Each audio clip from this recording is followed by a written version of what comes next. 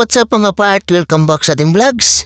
So, for today's video mga part, kita naman kung ano ang nasa ating harapan. So, is Balbalan City Hall. So, kita nyo yung gulong. Medyo kalbo na. Kaya, for today's video ay magpapalit tayo ng gulong. So, ito ang ating content for today. So, yan, napakarumi ng motor na to. Walang car wash kasi may ginagawang karsada dito sa amin banda. Sayang naman pag nagpa-BS1 ka at alikabukin rin naman. So, yan, without further ado, so, simulan na natin. Babaktasin muna natin to dito banda. Para matanggalan natin yung gulong at yung kadena, hihigpitan rin natin yan mamaya.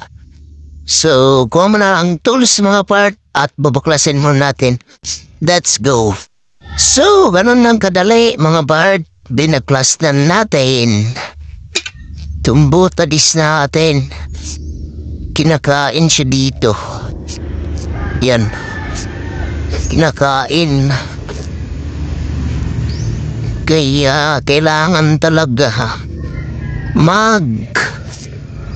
ipataas ng konti yung ating brake pad kasi dito talaga kinakain. So mamaya na yan, papalitan muna natin siya ng gulong.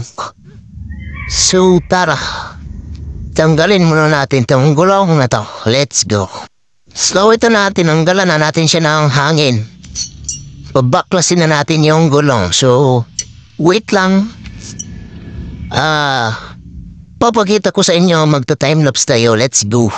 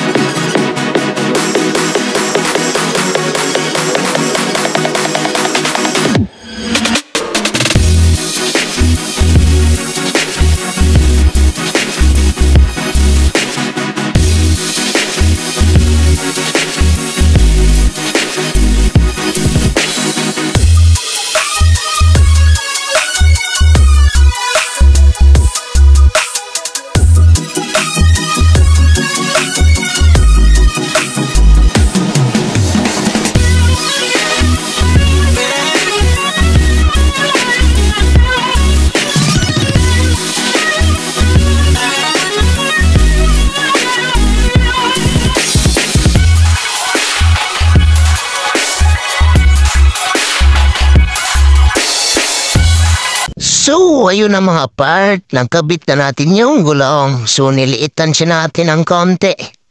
Ginawa natin siyang 60-80. So, yan yung ganyan. Rotation. So, pag ganyan siya. So, kabit po na natin siya mga part.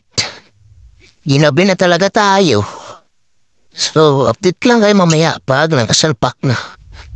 Tara, kabit ko muna. So, ayan na siya mga part. Nakakabit na, nilinis na natin ng konti. Ganyang hub at nigpitan natin ng konti yung ganyang chain. So, ito na. Yan. Naka-CST 6080 na ang ating likod. So, medyo tumindig na siya ng konti.